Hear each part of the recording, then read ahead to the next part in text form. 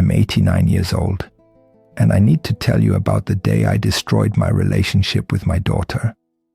It wasn't divorce. It wasn't abuse. It was worse. It was a choice I made in an airport in Atlanta, February 1994. Terminal C, Gate 12. My daughter Gabrielle was 16. She'd just gotten into Stanford. Full ride. She was holding that acceptance letter like it was made of gold. And she looked at me with these eyes. These eyes that said, "Dad, stay. Please stay." I had a ticket to Minneapolis in my hand. A meeting that could make me vice president. I chose the meeting. That was 26 years ago. We've spoken maybe, I don't know, a dozen times since then. Birthdays, holidays, polite. But that hug she tried to give me at the gate, that was the last real one. And I need you to understand why I did it. Because you might be doing the same thing right now. And you don't even know it. My name is Marcus Washington. I was born in 1936 in the West End of Atlanta. Back when that neighborhood was still called the Black Bottom, by people who wanted us to remember our place. My father worked at a textile mill. 42 years. Same job. Same pay grade. He'd come home with cotton dust in his lungs and shame in his eyes because he couldn't afford to send me to college. Couldn't afford new shoes.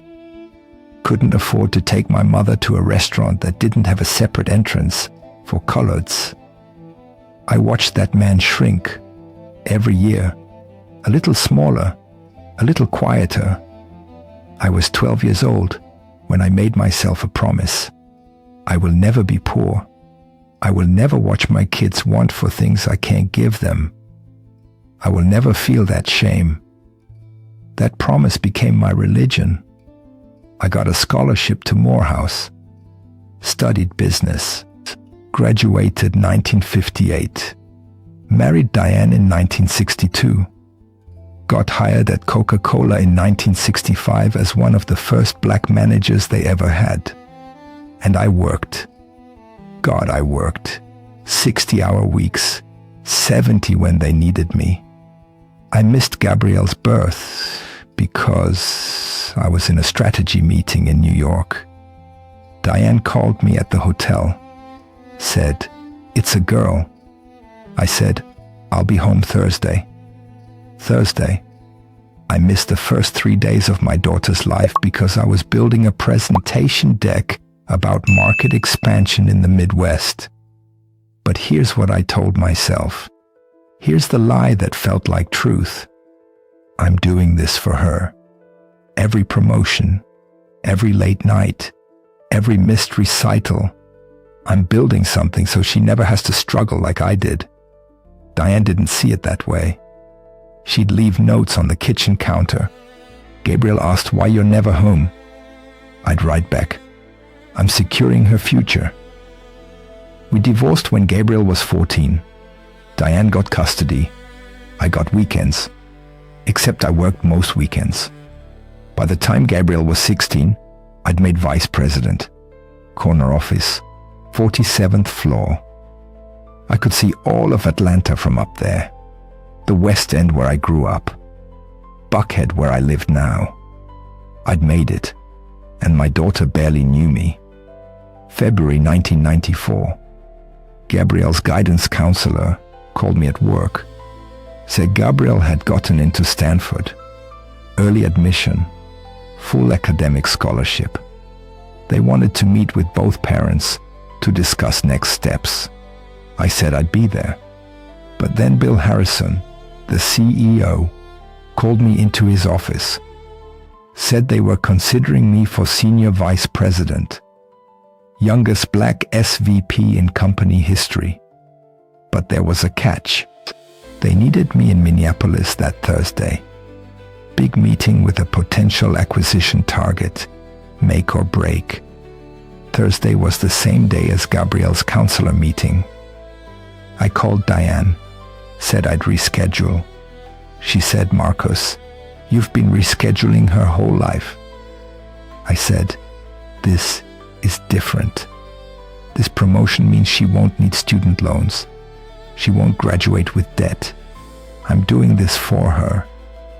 Diane got quiet. Then she said something I'll never forget. She said, "She doesn't need your money, Marcus. She needs her father." I hung up.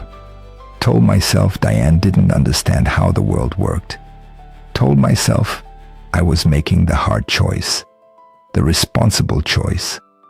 I booked the flight to Minneapolis. Diane and Gabriel went to the counselor meeting without me. When I got back to Atlanta on Saturday, I drove to Diane's house. Gabrielle answered the door. Still had that Stanford acceptance letter in her hand. I said, "Let me see it." She handed it to me. I read it, smiled, said, "Baby, I'm so proud of you." She didn't smile back. She said, "Mom told me about your promotion. Congratulations." That word, congratulations. No emotion in it, just a word. I said, "I'll make it up to you. I promise. Let's celebrate. Where do you want to go to dinner?" She looked at me for a long time. Then she said, "I don't know you well enough to know where you'd want to eat." I don't know you well enough. 16 years old, my daughter, and she didn't know me. I laughed it off. Said, "Don't be dramatic. Of course you know me." But she was right. She went to Stanford that fall. I paid for everything the scholarship didn't cover. Sent checks. Called once a month. Visited twice a year. Thought I was being a good father. She graduated in 1998. I flew out for the ceremony. Sat in the crowd. Watched her walk across that stage. Tried to catch her eye. She looked right past me. At the reception afterward, I met a roommate, girl named Jessica. She shook my hand and said, "Oh, you're Gabrielle's dad. She talks about you." I felt this little surge of hope. "She does?" Jessica nodded. "Yeah. She says you're really successful. Successful. Not, I love him. Not, I miss him. Successful." That night, I tried to take Gabrielle to dinner. Just the two of us. She said she had plans with friends. I said, "Cancel them. I flew all the way out here." She looked at me the same way she looked at me when she was 16. And she said, "I spent 18 years canceling plans to wait for you, Dad. You can wait one night." Then she left. I sat in that hotel room in Palo Alto, surrounded by everything I'd built. VP title, 6-figure salary, retirement account that could buy 3 houses, and my daughter didn't want to have dinner with me. I need to take you back to that airport. February 1994, because that's where I lost her. Terminal C, Gate 12, Hartsfield-Jackson. Diane and Gabrielle were there to see me off. I didn't ask them to come. Diane brought her anyway. Said Gabriel wanted to show me the Stanford letter in person. Gabriel was wearing her Morehouse High School jacket, had her hair in braids. She was glowing, literally glowing with this pride, this hope. She ran up to me, handed me that envelope, said, "Dad, look." I did it. I opened it, read the first line. "Congratulations, Gabriel Washington, on your acceptance to Stanford University." I hugged her, said, "Baby, this is incredible. You're going to do amazing things." She hugged me back, tight. And then she said, "Can you cancel your trip? Just this once? Mom wants to take us to the varsity to celebrate." She said, "You used to take her there when you were dating." I looked at my watch. My flight was boarding in 20 minutes. I looked at Diane. She was watching me, not angry, just waiting, like she already knew what I was going to say. I looked back at Gabriel, and here's what went through my head. I swear to God, this is what I thought. If I miss this Minneapolis meeting, Bill Harrison will think I'm not serious. If he thinks I'm not serious, the promotion goes to someone else. If the promotion goes to someone else, I stay at my current salary. And if I stay at my current salary, Gabrielle might need to take out loans for Stanford. If she takes out loans, she'll graduate with debt. If she graduates with debt, she'll spend her 20s struggling the way I did. I can't let that happen. I looked at Gabrielle and I said, I can't cancel, baby. This meeting is important, but I promise, when I get back, we'll celebrate. Anywhere you want. She let go of me. Didn't cry. Didn't yell. Just let go. She said, okay. That's it. Just okay. She picked up her backpack, looked at her mom, said, can we go? Diane put her hand on Gabrielle's shoulder, looked at me one last time, shook her head. Not in anger, in something worse. Disappointment. They walked away. I stood there watching them disappear into the crowd.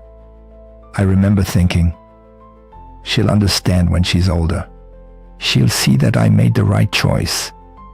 I got on that plane, went to Minneapolis, nailed the presentation, got the promotion 3 months later, and my daughter stopped calling. Here's what I didn't understand until it was too late. I thought I was protecting Gabrielle from poverty. But what I was really doing was running from my own shame. The shame of watching my father fail. The shame of being the poor kid. The shame of not being enough. I wasn't working for Gabrielle. I was working to prove to a dead man that I was worth something. And in the process, I became exactly what I was trying not to be. Absent. My father was absent because he was broken by poverty. I was absent because I was obsessed with preventing it. Different reasons. Same result. A child who grew up without her father. Here's what took me 26 years to understand about providing for your kids. They don't need you to build an empire. They need you to be their empire. The safety they're looking for isn't in your bank account. It's in your arms. And here's the part that breaks me. You can't deposit time retroactively. That hug I didn't give her at the airport, I can't wire transfer it now. That celebration dinner I postponed, there's no making up for it 20 years later. Those recitals I missed, those bedtime stories I didn't read, those moments when she needed her dad and I was in a meeting, gone. You don't get those back. No matter how much money you make, no matter how many apologies you write, no matter how hard you try to fix it later, the clock doesn't run backwards. I ran into Gabrielle's college roommate 3 years ago. Jessica. We got coffee. I asked her how Gabrielle was doing. She said fine. Married. 2 kids. Living in Seattle. Then she told me something that still keeps me up at night. She said Gabrielle used to tell people at Stanford, my dad's really successful. I just don't know him very well. Successful. Past tense for our relationship. Present tense for my career. I'm 89 now. I've got maybe a year. Maybe 2 if I'm lucky. Gabrielle and I talk on birthdays. Christmas. We're polite. We're cordial. But we're not close. And that's on me. I chose the meeting. I chose the promotion. I chose the corner office and the title and the salary that was supposed to prove I wasn't my father. And in doing that, I lost the only thing that actually mattered. I lost my daughter. Not because I was poor, because I was terrified of being poor. And that terror was louder than her voice asking me to stay. So let me ask you something. What meeting are you going to right now that's more important than the person waiting for you at home? What promotion are you chasing that's worth missing tonight's dinner? What fear are you running from that's louder than your kid's voice asking you to stay? Because I'm here to tell you, from the other side of that choice, it's not worth it. The money? I've got plenty. The title? It's on a plaque in a box in my garage. The respect? Half the people I worked with are dead. But my daughter? She's alive, and she's a stranger. You still have time. I don't. If this story meant something to you, if it made you think about your own choices, then help me make sure it reaches someone who needs to hear it.